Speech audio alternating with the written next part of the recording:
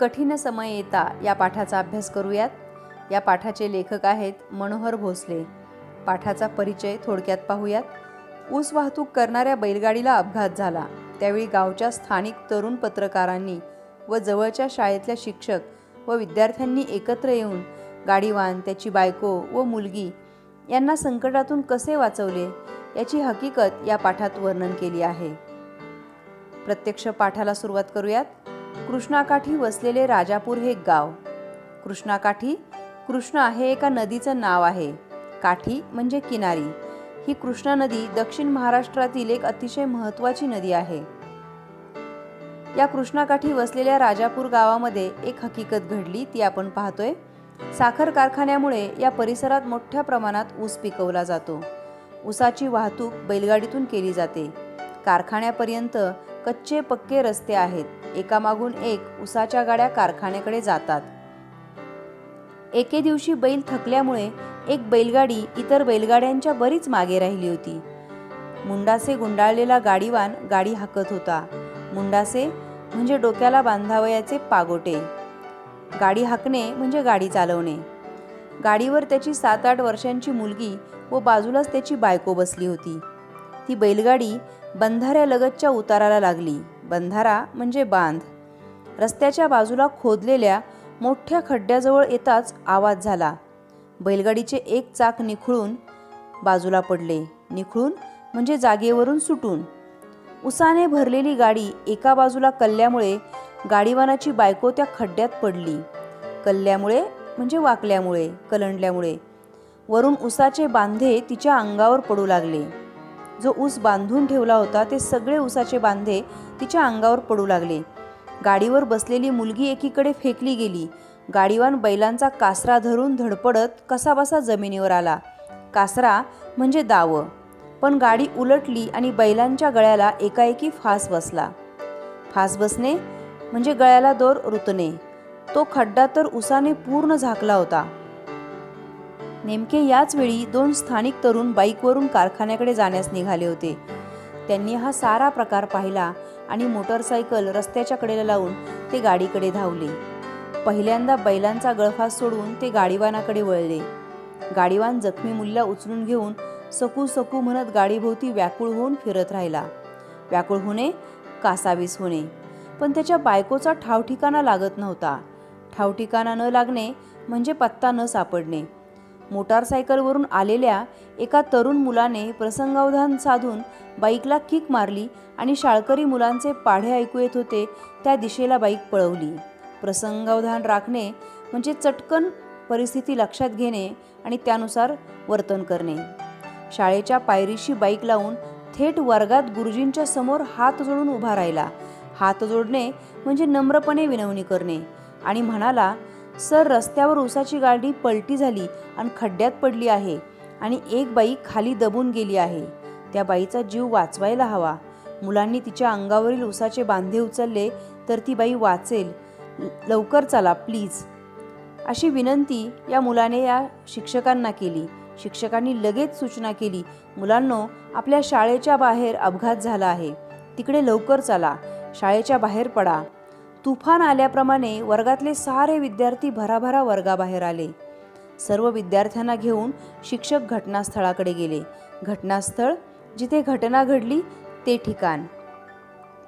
पलटी झालेल्या गाडीजवळ येताच दोन्हीकडील वाहने अडवण्यासाठी 4-4 मुलांनी रस्त्यावर आडवी साखळी केली आणि बाकीच्यांनी शिक्षकांच्या मार्गदर्शनाने दोरखंड बांधून गाडी सरळ केली. दोन्हीकडून येणारी वाहनं अडवणं आवश्यक होतं आणि त्यासाठी मुलांनी साखळी केली आणि शिक्षकांच्या मार्गदर्शनाने दोरखंड बांधून गाडी मुलांनी सरळ केली. काही मुले भराभरा ऊस उपसू लागली. ऊसाच्या ढिगाऱ्याखाली गाडीवानाची बायको निपचित पडली होती.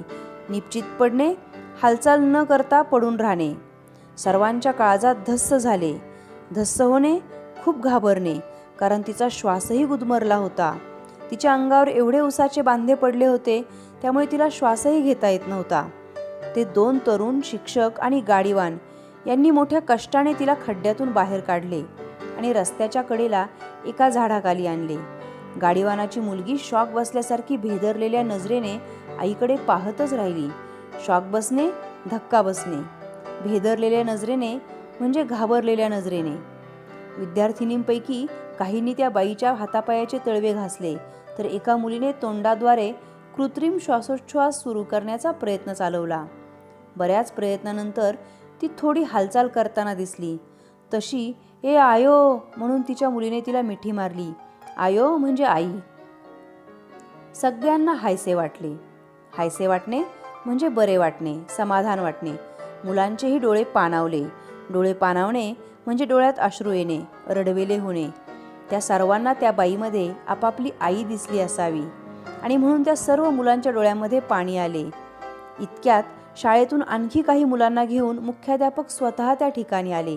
त्यांच्या मार्गदर्शनाखाली एका विद्यार्थ्याने कापसाच्या बोळ्यांनी आयोडीन लावून त्या बाईच्या जखमा स्वच्छ केल्या. आयोडीन म्हणजे जखम बरी होण्यासाठी लावण्याचे जे औषध असते ते. जखमी मुलीच्या कपाळावर आलेले रक्त पुसून जखमेवर पट्टी बांधली. गाडीवानाची बायको वेदनांनी विव्हळत होती. वेदनांनी विव्हळणे म्हणजे रडणे, ओरडणे. कदाचित त्या बाईच्या हाताचे हाड फ्रॅक्चर झाले असावे. कदाचित त्या बाईच्या हाताचं हाड मोडलं असावं आणि म्हणून ती रडत असावी. इतक्यात एक सुमो गाडी रस्त्याने आली. विद्यार्थ्यांनी ती थांबवली. तिच्यातले प्रवासी खाली उतरले आणि प्रसंगाचे गांभीर्य जाणून त्यांनी आपली गाडी ॲम्ब्युलन्सप्रमाणे वापरायला दिली.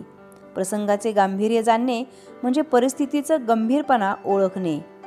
त्या तरुणाच्या मोटारसायकलवर एक विद्यार्थी मागे बसला आणि त्या सुमो गाडीच्या पुढे लाल रंगाचा रुमाल झेंड्यासारखा हलवत पुढे निघाला. समोरून येणारी वाहने बाजूला होत होती. जखमी मायलेकी गाडीवान, एक तरुण, शिक्षक आणि 4 विद्यार्थी घेऊन ती गाडी ग्रामीण रुग्णालयाकडे निघाली. मुलांनी किती प्रसंगावधान दाखवले पहा. लाल रंगाचा रुमाल झेंड्यासारखा हलवत पुढे नेला. त्यामुळे समोरून येणाऱ्या लोकांना परिस्थितीचं गांभीर्य समजलं. इकडे अपघात झाल्याची बातमी कळताच पुढे गेलेल्या बैलगाड्यांवरचे काही गाडीवान मागे आले. त्यांनी ती पलटी झालेली गाडी बैलांसह हळूहळू मार्गी लावली. मार्गी लावणे म्हणजे नीट व्यवस्थित करणे. काही गाडीवान रुग्णालयात पोहोचले. त्या 2 तरुणांनी कारखान्याच्या अधिकाऱ्यांना फोन करून कळवल्याने तेही रुग्णालयात पोहोचले. कर्ज उसनवारीने अगोदरच खचलेल्या गाडीवानाला काळजी वाटत होती की आता मला हा दवाखान्याचा खर्च झेपणार कसा, या चिंतेत तो होता. कारखान्याचे अधिकारी त्याच्या जखमी कुटुंबाला धीर देऊन म्हणाले, घाबरू नका, तुमच्या मदतीला किती लोक आलेत पहा. आणि या सर्वांनी त्यांना धीर दिला. गाडीवान गोंधळला होता. त्याच्या पाठीवर हात ठेवत शिक्षक म्हणाले, तुमची बायको जिवंत आहे, हीच लाखमोलाची गोष्ट. काळजी करू नका, त्या लवकर बऱ्या होतील. सर्वांनी त्या गाडीवानाला धीर दिला. कारखान्याचे अधिकारी म्हणाले, दवाखान्याच्या खर्चाचे आम्ही पाहू, तुझ्या कामाचेही पाहू. तुला आणखी काही हवे असल्यास सांग. धक्का बसलेल्या त्या गाडीवानाला हुंदके आवरता आवरेनात. हुंदके म्हणजे रडताना तोंडातून येणारा जो आवाज असतो त्याला हुंदका असं म्हणतात. अधिकाऱ्याच्या आश्वासनाने भारावून जाऊन त्याने अधिकाऱ्याचे, गुरुजींचे पाय धरून अश्रूंना वाट मोकळी करून दिली. भारावून जाणे, भावनेने ओथंबणे. अश्रूला वाट मोकळी करून देणे म्हणजे मोकळेपणाने रडणे. तो भारावून गेला. एवढी अनोळखी माणसं पण केवढी मदत करतायत हे पाहून त्याचं मन गलबलून आलं. ज्या 2 तरुणांनी मदत केली ते पत्रकार होते.